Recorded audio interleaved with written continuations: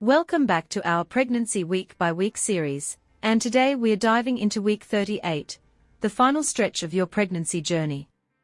By this point, you're probably feeling a mix of excitement, anticipation, and maybe a little anxiety, but don't worry, we've got you covered. In this video, we'll discuss the changes happening to both you and your baby, what to expect, and some essential tips for this crucial week. Before we dive into all the exciting details of week 38, take a moment to subscribe to my channel. If you haven't already, click that subscribe button below. By doing so, you'll stay up to date with all our week-by-week pregnancy updates and other helpful content.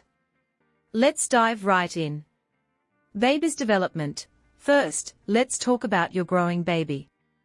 At 38 weeks, your baby is roughly the size of a spaghetti squash, weighing around 6.8 pounds and measuring about 19.6 inches.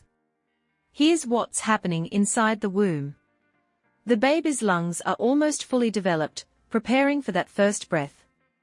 The digestive system is ready to process breast milk or formula. The head is likely engaged in the pelvis, getting ready for birth. The immune system is strengthening as it prepares for life outside the womb. Mom's body changes. Now, let's shift our focus to the changes happening in your body at week 38. You might notice more frequent Braxton Hicks contractions as your body practices for the real deal. Shortness of breath and increased fatigue are common due to your baby's growing size. Swelling, particularly in the hands and feet, is normal, but be sure to mention it to your healthcare provider. You may experience changes in your cervix as it begins to soften and dilate in preparation for labor. What to expect? What can you expect during week 38? Here are some key points. Frequent bathroom trips, pressure on your bladder, can lead to increased urination. Nesting instincts. Many moms-to-be feel the urge to clean, organize, and prepare for the baby's arrival. Emotional rollercoaster. As your due date approaches, it's common to feel a mix of excitement and nervousness. Tips for week 38. To make week 38 more manageable and comfortable, consider these helpful tips. Pack your hospital bag. Have all your essentials ready, so you're prepared when it's time to go to the hospital. Stay active. Light exercise and stretching can ease discomfort and prepare your body for labor. Rest and sleep.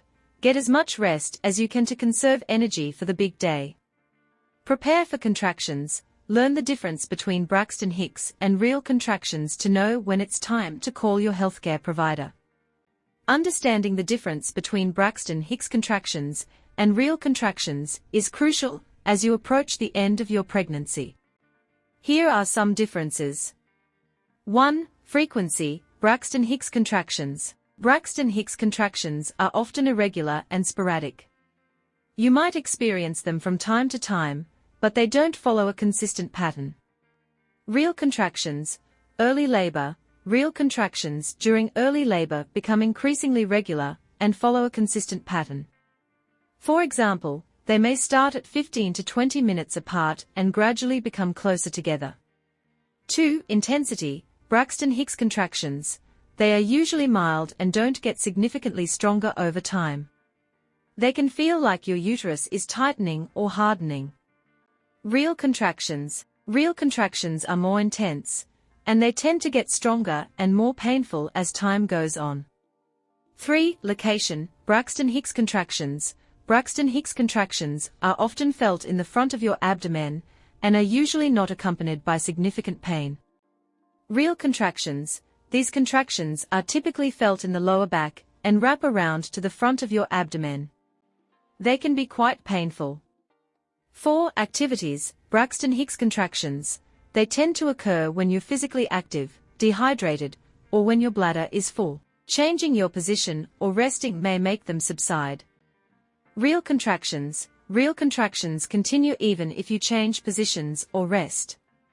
They are not influenced by physical activity, dehydration, or a full bladder.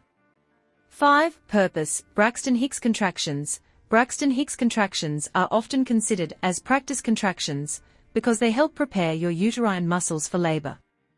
They don't usually result in the cervix dilating. Real contractions. Real contractions during early labor indicate that your cervix is beginning to dilate and that labor is progressing. Knowing these differences is essential, because real contractions are a sign that your body is getting ready for labor and childbirth. When you start experiencing regular contractions that become increasingly intense and closer together, it's typically time to contact your healthcare provider or head to the hospital if you're close to your due date. They will assess your progress and help you determine the right time to go to the hospital for labor and delivery. Braxton Hicks contractions, on the other hand, are just a part of the preparation process and are not a sign that you're in active labor. Week 38 is an exciting and slightly nerve-wracking time in your pregnancy journey. Keep in mind that every pregnancy is unique, and you should reach out to your healthcare provider if you have any concerns or questions.